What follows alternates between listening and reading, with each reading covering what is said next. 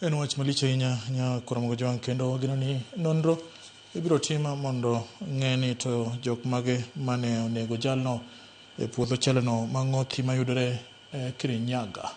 Ka odhi nyime ni jalup jatend piny Kithure Kindiki oyoro nyasi mar lam e kanisa mar Anglican Diocese ma Embu onjene kaka oloso gi sani. Maneno na tutapunguza maneno namna hii. Kwanza kabisa ile support kidogo tulikuwa tumeleta tumeiweka pamoja. Sio lazima kila mtu akuja hapa aonyeshe hii ndio yangu. Tumeweka pamoja na mimi ndio naokota yote. So weses enda chukua details hapo ya bank account ya kanisa. Niko na pesa ya rais kwanza kabisa. Niseme nisiseme? Niseme nisiseme? Si rais alitupatia pesa 2024? Si alitupatia pesa 2025?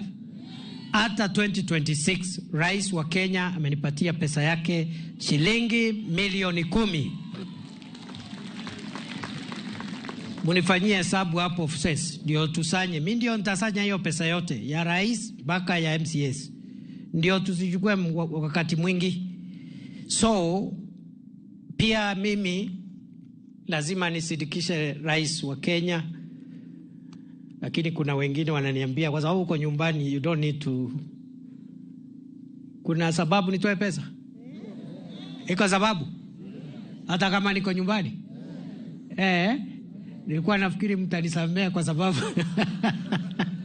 sina bahati.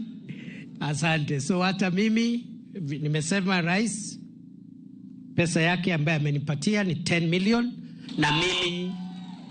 na mimi vile vile nasindikisha rais na shilingi milioni 10 pia. Tumekubaliana vile vile. Ni fire si fire. Ni noma si noma. Alafu vile vile Mheshimiwa Ses Mbarire, huyu dada yetu, unajua yeye yako arambe kila siku hapa Embu, ni kweli? Saa ingine weekend moja anafanya arambe kama 10, hata nahurumia hao watu. Lakini nimewaambia hata kama mko huko every day, hata leo. Kaka tuo mar kansa dhi nyime kod medruok e pacho ka